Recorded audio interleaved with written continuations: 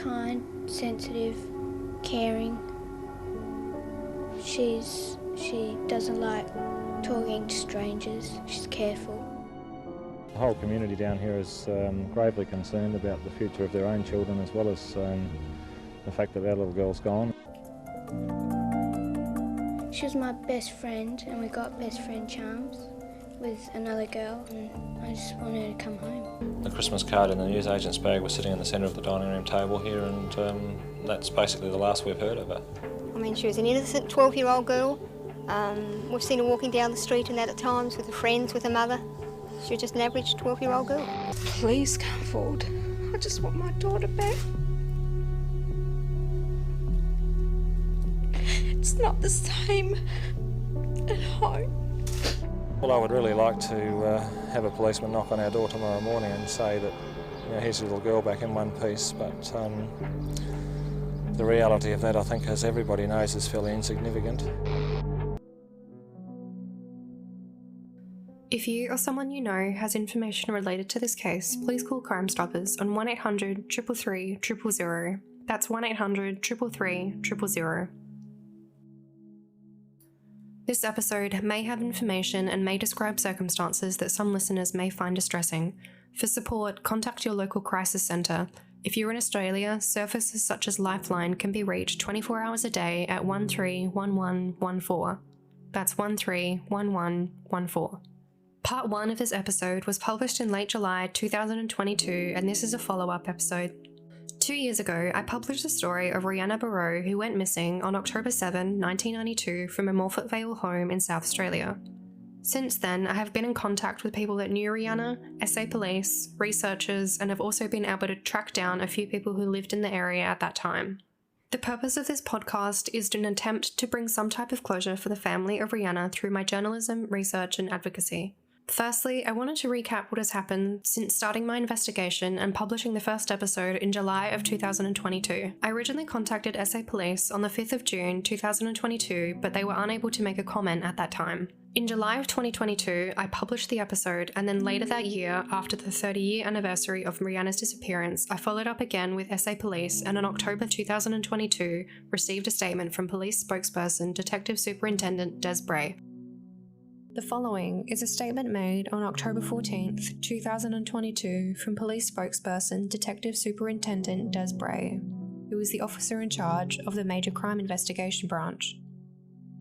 It is 30 years since 12-year-old Rhianna Barreau disappeared from her home address on Wakefield Avenue in Morphett Vale.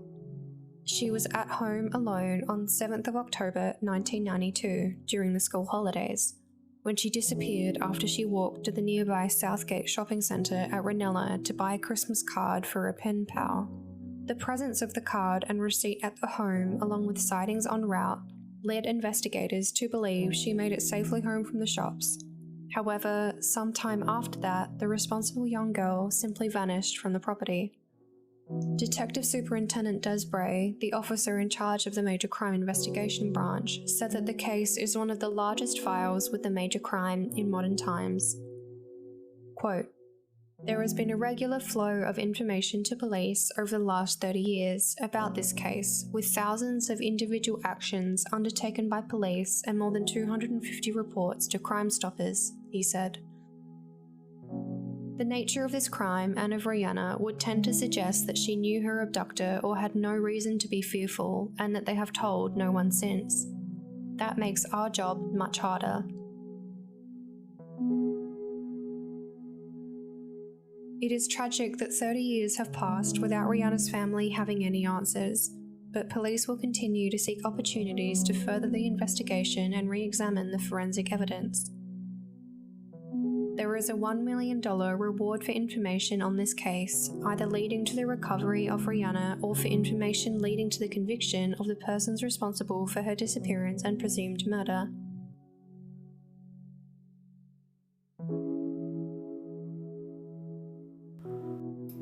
Fast forward 1 year, in September 2023, I contacted SA Police with follow-up questions. Specifically, I asked questions focused on the statement about re-examining forensic evidence, if notable leads have come through, and what is preventing the case from being solved.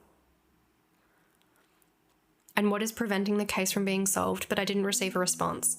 I followed up again in February of 2024, and their response was as follows. There has been no information received in the last 12 months that has advanced the investigation, and we have no further comment to make at this time. So, where does that leave us? A few months ago, I put out a call to witnesses who either saw Rhianna or saw the white Tirana that police were unable to find, and someone made contact. The following is a clip from Channel 9, published in 2014. Another resident says her husband saw the suspicious vehicle long linked to the abduction. There'd been talk of a white Tirana, and there'd been a white Tirana parked in our street for a few days on and off, and then after Rhianna disappeared, it totally disappeared, and so it was really unusual. The driver of the particular Tirana that we have investigated hasn't actually been identified by police, and it's our hope that they may get in contact with us. The Holden Tirana was a key part of the investigation mentioned by numerous media at the time of Rhianna's disappearance. Witnesses called that they had seen people acting suspiciously in a white Tirana. The white Holden Tirana, which supposedly had Victorian number plates, was never found by police. Now, for those of you unfamiliar with Australia, Victoria is the neighbouring state to the east of South Australia, and each state has different licence and registration plates. So, you can generally tell which state a car is registered in by looking at the plates both at the front and in the rear of a car.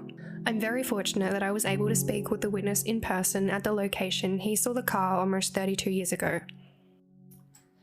I drive to meet the witness on the corner of Lawrence Street and Garima Drive, just out front of Morphett Vale Primary School. Lawrence Street runs into Acre Avenue, which is one of the main roads and main thoroughfares that goes from Sheriff's Road in the north all the way down south to O'Sullivan Beach Road. As the crow flies, we're about 400 metres from Rhianna's house. The clip that I'm about to play you has been edited for length. Yeah, better get off the road, I guess. Oh, you're right. So this is what I remember here. Yep. You can imagine there was a silver fence. Oh, so this has been completely... Yeah, completely right. changed. Okay. Well, my memory of it is us walking in. Yep. That's why I wasn't sure if it was the other one, but this just looks more like it. Okay. And there was a silver fence running down here.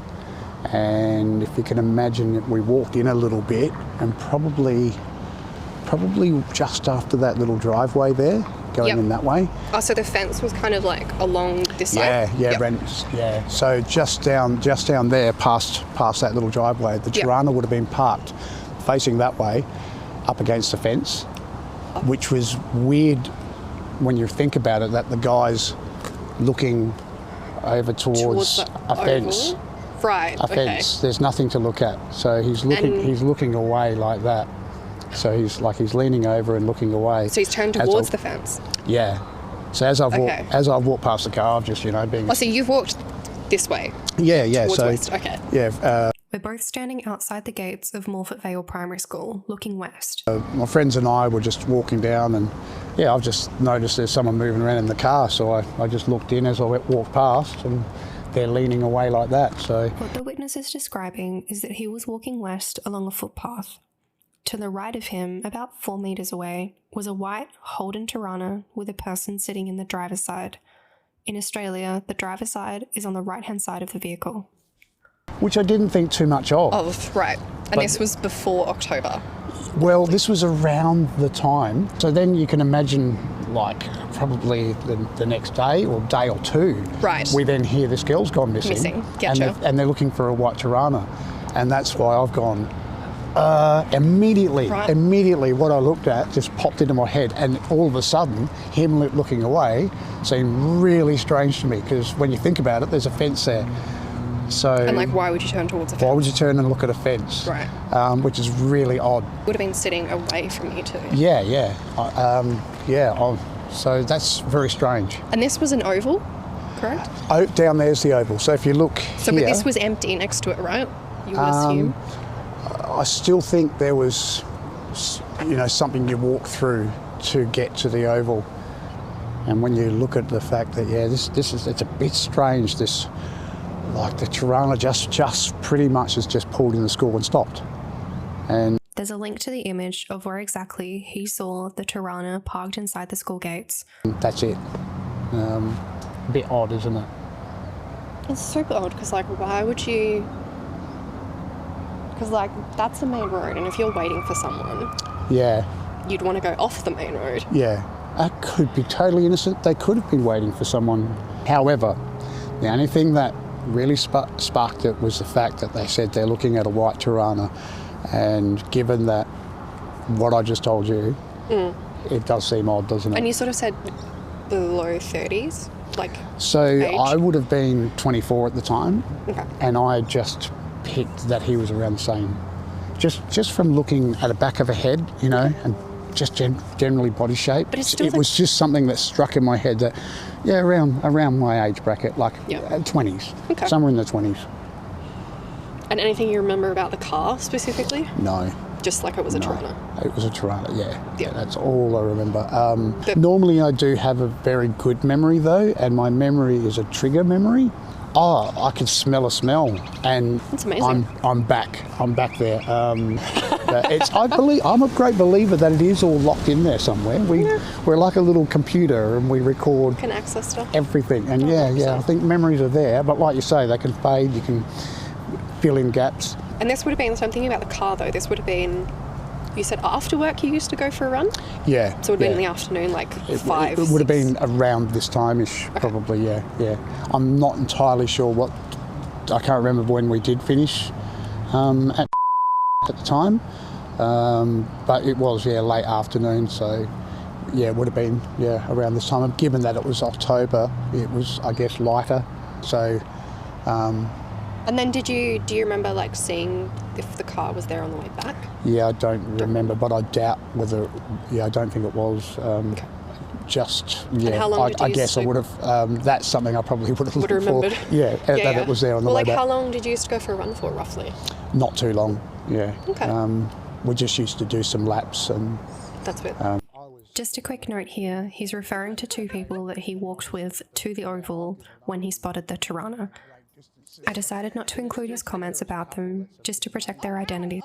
And again, this section has been edited for length. Yeah, I sent you a picture. Yeah. And I was a little bit grey as to what that was, what type of Tirana it was. However, when I sent him the picture, he's, off memory, that's the one I had in mind too.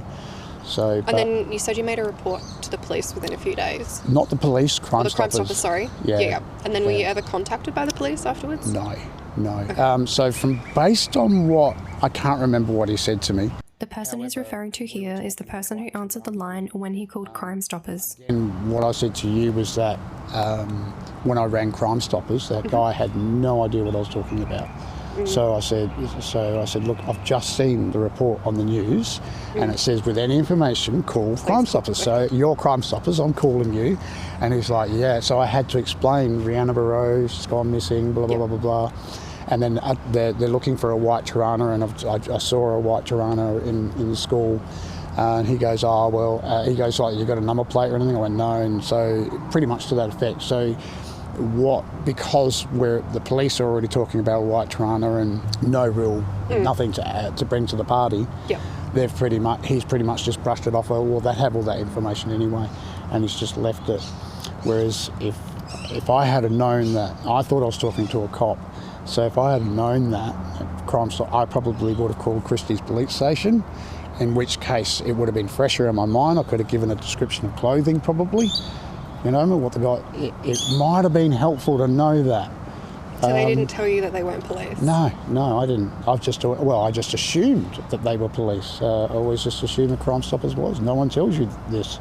What the witness is saying here is actually correct. Crimestoppers is not the police. Established in 1987, Crimestoppers Australia is an independent, non-for-profit registered charity and represents the collective 8 Crime Stopper organisations operating in every state and territory. They work closely with police, media and the community to help solve, reduce and prevent crime by collecting information and passing on those details to police and other law enforcement agencies. It's probably important to know this. So if they do the public should know that. If they do brush you off, call the police directly if you believe you've got some information. Because maybe Christie's Beach may have taken me a little bit more seriously and come out to see me and interviewed me. And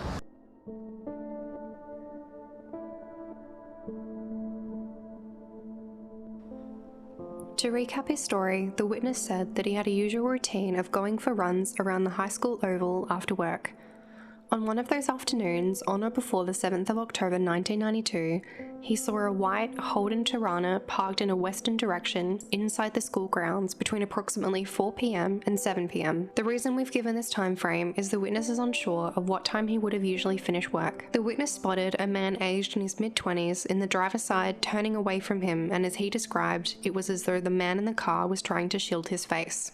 As the witness recounted, once he heard about Rhianna's disappearance and the police were calling out for information related to a white Holden Tirana, he picked up the phone and called Crimestoppers, which he believed was the police. When he gave the report, the person who answered didn't know about Rhianna's disappearance, and there is one possible explanation for this. Crimestoppers Australia was established in 1987, and the South Australian branch of Crimestoppers wasn't established until July 8, 1996, almost 4 years after Rhianna disappeared. So when the witness picked up the phone, he potentially wasn't talking to someone in South Australia and was potentially talking to someone in another state. The witness said he described the Tirana, though he didn't remember the license plate, but was dismissed. He was never contacted by police because a report wasn't filed. This is another point in my investigation that has turned out more questions than answers. For instance, how many other people called Crimestoppers with information about Rhianna's disappearance, especially in those crucial early few days and weeks whilst everyone's memory was fresh, only to be told their information wasn't relevant? How many people witnessed something and thought to themselves, someone else would have seen it, I'm not going to call? How many others saw the white Holden Tirana around Morphett Vale High School in the weeks leading up to Rhianna's disappearance? Did the Tirana even have anything to do with Rhianna's abduction and suspected murder? The one thing I do know is that someone out there knows something. Someone always knows something. And if you are that person, please, please pick up the phone and please call the police or Crimestoppers. For a 12-year-old girl to go missing with absolutely no trace and absolutely no contact, very little support, doesn't provide police a lot of hope, and it's for those reasons that we believe that Rhianna was murdered and has left against her will. We're looking for someone who's been sitting on a secret for many years, someone that may have been told something by an ex-girlfriend, an ex-boyfriend, a work colleague, something that's always sat in the back of their mind about Rhianna that they've never really been too sure about. Those are the people we're looking to get in contact with us and pass that information on.